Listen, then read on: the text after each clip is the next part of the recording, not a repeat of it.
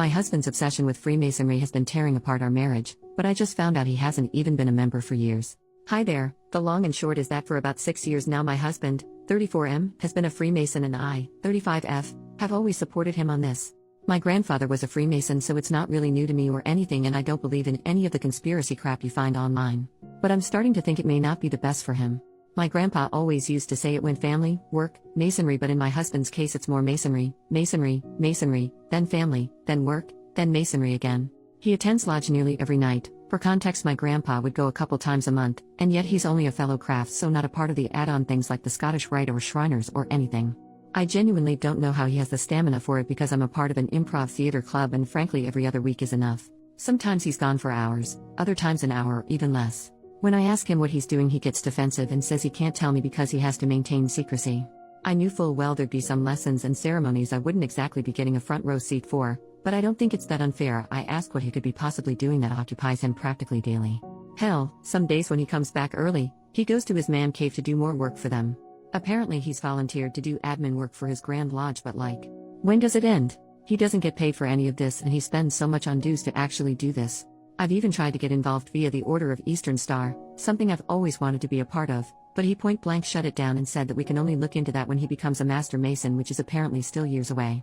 And it's not even just our marriage it's affecting. Some weeks he's out so late with his lodge buddies that he doesn't take care of himself. There's been times he hasn't worn clean clothes or shaved, and plenty of times he's gone into work without showering. Sometimes he doesn't even go into work and just calls in hours late to say he's been called for urgent lodge business. His boss is too good to him and lets it slide because he's genuinely blown away that my husband's in the Masons and thinks these meetings must be dead important. Like, I get a lot of these guys are going to be retired, but Jesus Christ, surely they have to know how it works?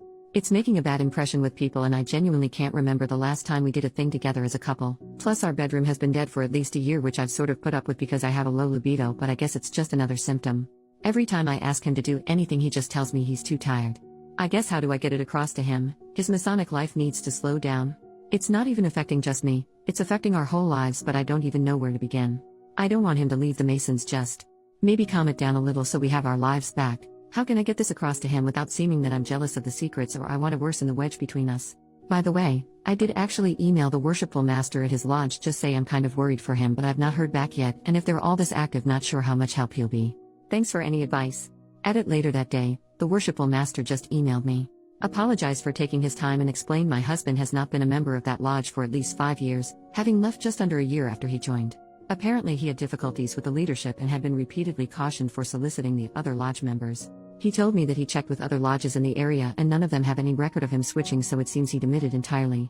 Update, 5 days later. Hi everyone, you might remember the post where I mentioned how Freemasonry, or rather my husband's commitment to it, was destroying our marriage and corroding his life. Well, I apologized to the craft because Masonry had nothing to do with my husband's antics. In my edit to the post, I mentioned I had spoken with the current worshipful master, basically the lodge's chair, and he informed me my husband had demitted from that lodge years ago and never joined any others. He did suggest it could be a clandestine lodge, and in a way I hoped this would be the case, but I think we both knew that was highly unlikely. He also ended up putting me through to a past master who was senior warden of the lodge around the time my husband quit, and apparently it was a jump before he was pushed situation. I did mention my husband was in trouble for soliciting his brothers, but the worshipful master couldn't tell me anymore. The past master vaguely remembered it, and while it seems no one was exactly sure what he was soliciting them about, it was described as invasive and strange behavior.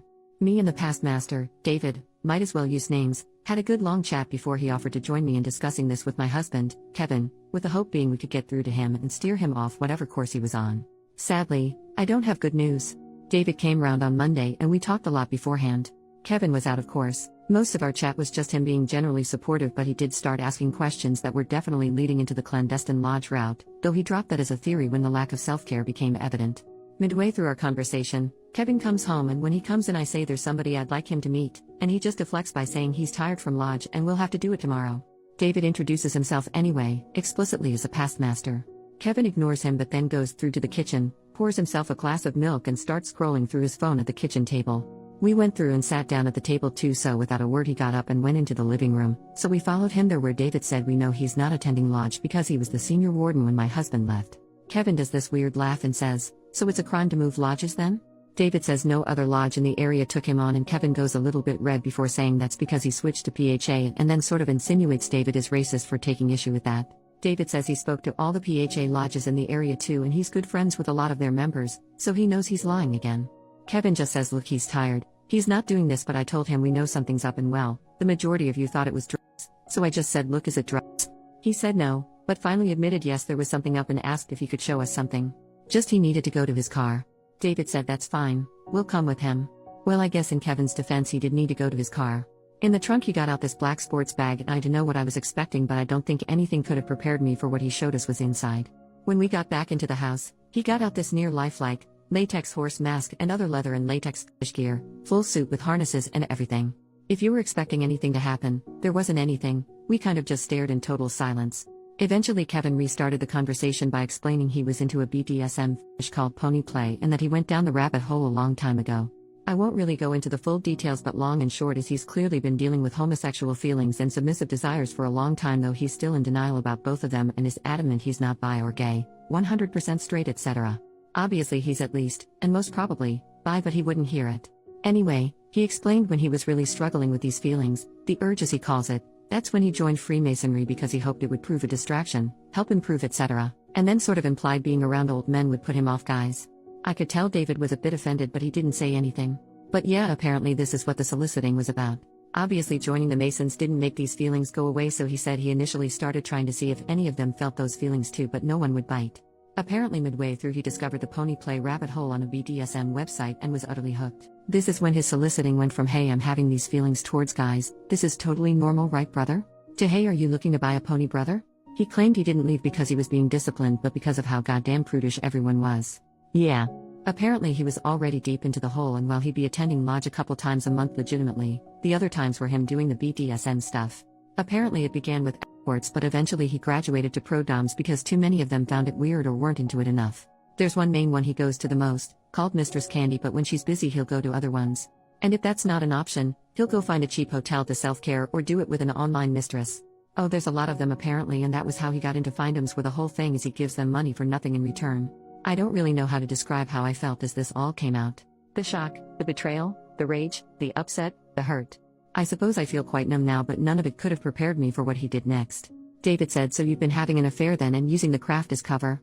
Kevin got very angry and said he's not been having an affair. This sparked an argument, again won't go into the details, where Kevin's excuse was that at no point was he in control during this, because Mistress Candy made use of hypnosis to control him, and sometimes the urge was so powerful it would shift him into Sparkles, his pony persona, involuntarily. He didn't use this as an example, but I guess it's kind of like a Dr. Jekyll and Mr. Hyde situation. Again, no remorse or contrition, and he said we can still fix this with couples therapy because apparently I wasn't satisfying his needs. How did he come to that conclusion? Well, I never independently suggested pony play and give him an avenue to open up about it. This is somehow my fault. I won't go into the arguments that followed, but it ended with me packing a bag and David taking me to my parents' place. I've told Kevin I'll be seeking a divorce.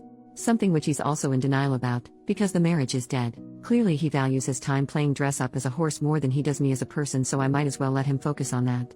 I'm staying with my parents right now and taking some time off work until I can clear my head. Can't sleep, so I figured I might as well try and get this out of my system. It has helped, honestly. I'm also currently no contact with Kevin, and it'll be staying that way until I can serve him papers. Who knows what the future holds there, but he won't be in it. Though if you wanted some good news, I'm finally joining the Order of Eastern Star. David explained to me I can join via my grandfather, so I'm going to be meeting with the secretary next week. Thanks for being on this wild ride and helping me see reason.